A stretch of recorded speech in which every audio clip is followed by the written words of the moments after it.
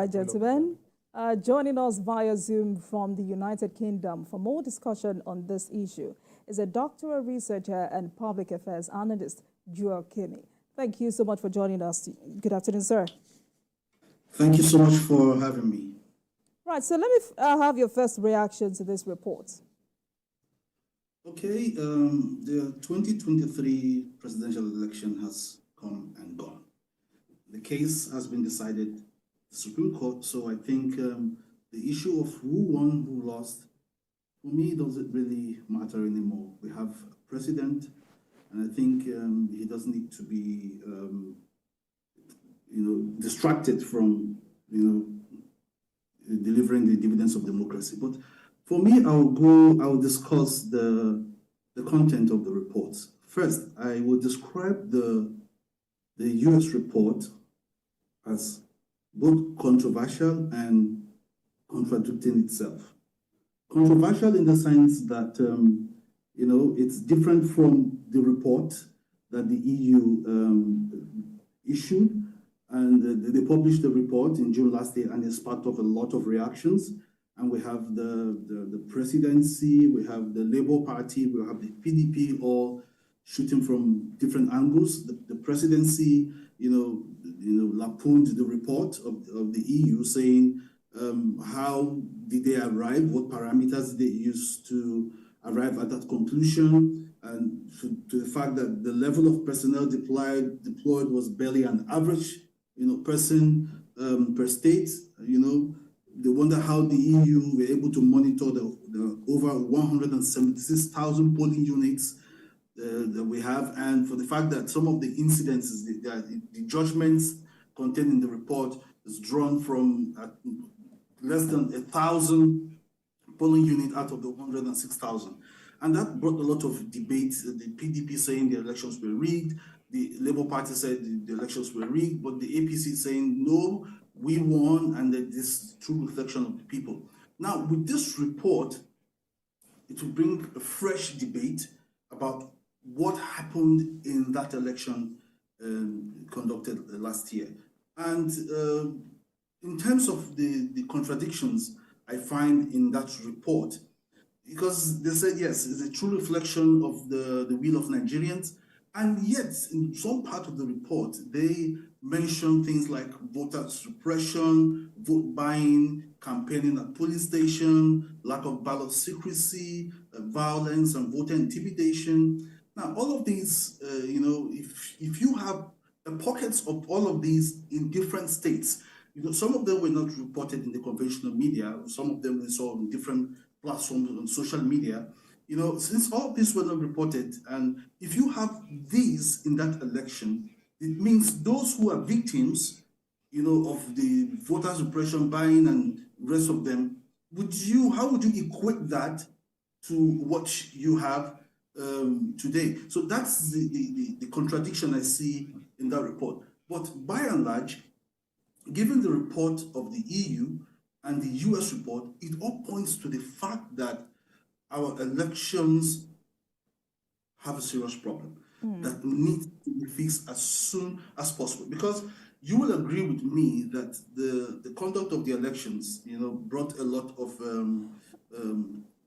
controversies. Even among Nigerians, we saw the elections brought up, the issue of ethnicity and... Right.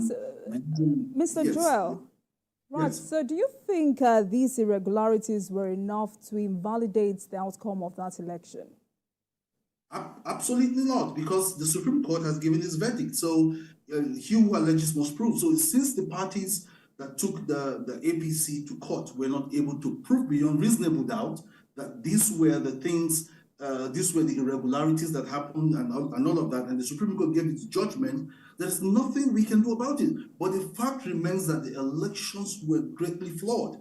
Of course, we are Nigerians, and some of us in diaspora followed the elections keenly, and we saw a lot of things from the social media which were not reported by the mainstream media. And you will agree with me that there are a lot of flaws, especially when it comes to the the electronic voting thing and the declaration of result and the INEC citing the breakdown of the electronic voting results, whatever, and you know, all of the issues surrounding that. And we have not been told what really happened. What happened to the non-declaration of the result using the electronic means. So at the end of the day, the reports or no reports, because the EU observers, even the US observers, there's a limit to which they can go. Because I understand very well from my experience with elections in Nigeria that some of the observers, okay, most of the observers, foreign observers and the rest of them, they are more or less concentrated within the urban areas. So, and for security reasons, some might not be able to go to rural areas or the rural polling units where some of this intimidation, where some of these flaws happen. So by and large, the report or no report, we already have a precedent. But part remains that the elections in Nigeria, is far from what is acceptable. We understand that there are no perfect elections anywhere in the world, in the US, in Europe, but at least there's a degree of acceptability of the elections that you have in this country. So in Nigeria, when things are done in the open, captured by social media, you cannot call such elections, but all the same, you already have a precedent, the matters have been decided at the Supreme Court, there's nothing we can do, but the fact remains Nigeria electoral system needs total overhauling. All right. Vikio has a question for you. Okay. What steps do you expect INEC to take ahead of the next general election to make our ballot more credible? Okay, yeah, thank you very much. There are several things that need to be put in place. First, we need to, over time, after the elections, when INEC we're going to do an analysis and evaluation of what happened at the elections. They called different stakeholders, civil society organizations, political parties, and different aspirants to discuss what happened and the way forward. And for me, I think this is something that happens all the time. I think there's a need to get the real feedback from the people. I think the INEC need to conduct more or less a poll from the people, to get different opinion on how all the next elections will be credible. There are a lot of Nigeria is blessed with a lot of professionals who will give in-depth ideas on how these can be done. Secondly, I think the INEC itself needs to be overhauled because there's no smoke without fire. When people allege certain things about the personnel who work in INEC and how they try to undermine the functionality of INEC and to undermine the elections and all of that, I think INEC needs to look inward to find out who exactly are the bad eggs within the organization that we need to fish out.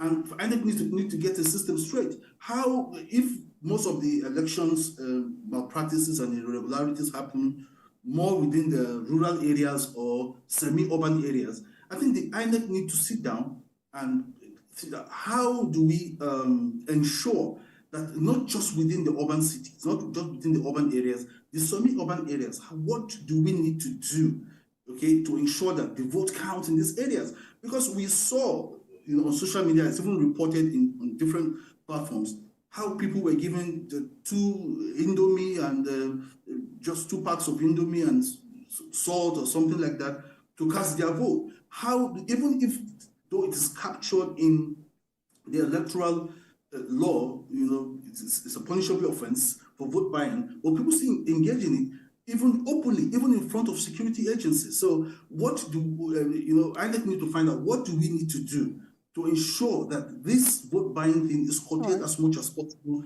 especially in rural areas? And we need to set up, this thing has been said several times, we need to set up electoral offenses tribunal or court or something like that, because where there are actions, there are no consequences. These things will always continue. People need to serve as deterrent so that subsequent elections will have, people will understand that when I break the law or when I engage in vote buying campaign at polling unit, intimidation and all of that, I will face certain consequences. So when people, are punished for these actions and these crimes, they will definitely, this will help the electoral system to get better in future.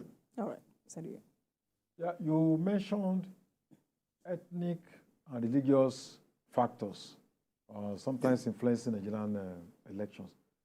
What did you think can be done to get out of this trap? First, we need serious national reorientation.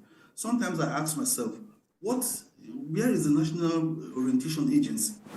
A lot needs to be done to dissuade the minds of people, especially when it comes to elections, not to consider primordial sentiments like religion, ethnicity when it comes to voting. And since at this point something has gotten to a stage where it's almost irredeemable.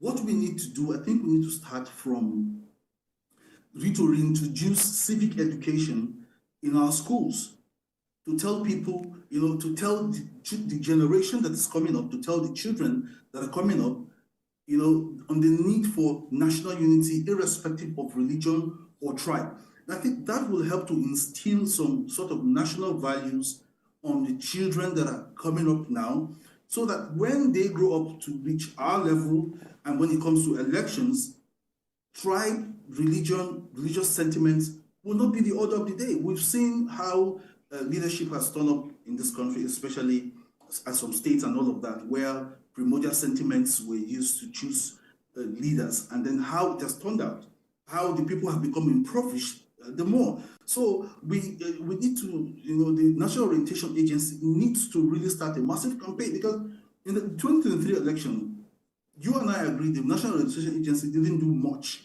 when it comes to this aspect of the national life. Maybe they tried to tell people about not to engage in electoral violence, to go out to vote, and if you want to stay back and see, of course, all right, very, very fantastic. But we need to start dissuading the minds of people against ethnicity and religion when it comes to issues as sensitive as elections in Nigeria. All right, then. It's been an interesting conversation with you. Thank you so much for joining us this afternoon. We've been speaking with doctoral researcher and public affairs analyst, Joe Kemi. Thank you so much for your time with us on Journalist Hangout on Sunday. Thank you. Much for having me.